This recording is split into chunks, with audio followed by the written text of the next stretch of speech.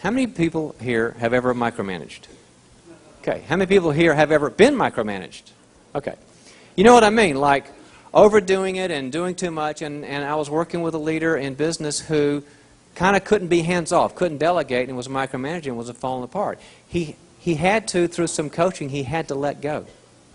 And what happened is he had 3 responses from his people. When he finally said, I can't do it all, I need to let go and stop controlling everything, because it was basically a control issue. The 3 responses from 3 different types of people that were working for him were as follows. One group said, thank you, now we can operate. I got a full court game, I can be free and autonomous, and you trust me enough, I'm going to produce. It was a wonderful response. There was a second group that was like, I'm kind of out of my comfort zone. I don't like you nagging, but I also don't like, having my own structure. And they kind of showed up. It helped them. It stretched them out of their comfort zone. It made them produce more because they weren't used to making own decisions. They were fine. And there was a third group that said, whoopee, mom's gone, we can have a party.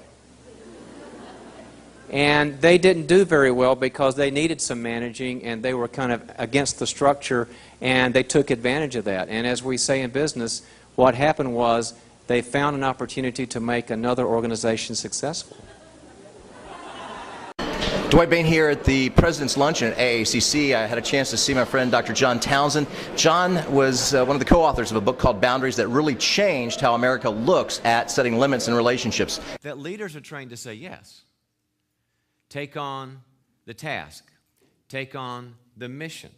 Take on the mandate, the initiative, the project, the BHAG, the stretch goal. But there's a point. There's a point where you have to say no. I was working with a corporate executive on how he wanted to convey his passion for what he felt to his company, because that's one of the things that execs are supposed to do, to give people the virus for how they feel. So he's talking to the people he's responsible for, and he's trying to convey it, how he felt about the product and the service, and it was a great company. And I'm noticing as he's going on and on that the people are sort of checking out. They're not really getting it. They're looking kind of sleepy. And he noticed it too, and so what he did in response was he began amping up the energy. And he starts kind of pounding the desk. We're going to be number one. We are number one. We're the best. And he's almost like yelling at everybody, and it's not helping. And the people aren't checking in. They're still checking out. Well, as a consultant, I pulled him over to a sidebar, and I said, I think you need to land the plane here. And he said, what do you mean, land the plane? I said, well, the people aren't hearing you because you are not listening to what they need to hear, to say. He said, what do you mean? I said, well, passion is one thing. But people need to be drawn out as to how they feel and their context and what their struggles are and what they want and what they desire. They can't really hear your passion until they know that you have heard them. Leaders are the most isolated people in the world. And I know that sounds strange because you're surrounded with people. But they're the most isolated people in the world. And here's why. Because leaders, when they're around people, are sourcing others,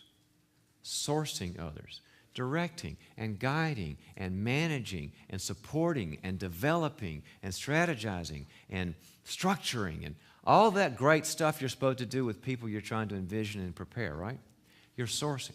Is sourcing input or output? Sourcing is output. It's necessary. It's good. It's what leadership's about. But it's output. And my experience with leaders is that like a magnet, you guys gravitate toward the output sourcing relationships and do not have the input relationships.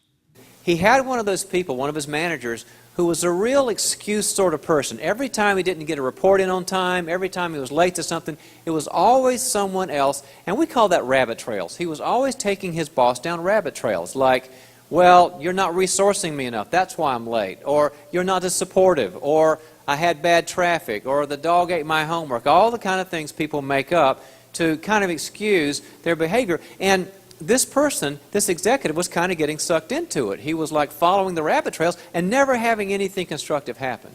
So what I told him was, I'm going to give you 6 magic words. I need to get back to. I need to get back to.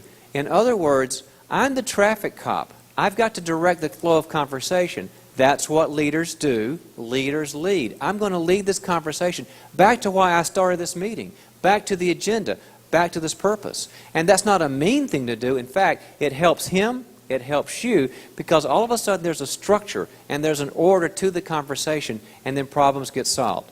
Never forget the 6 magic words, and you'll have constructive, confrontive conversations.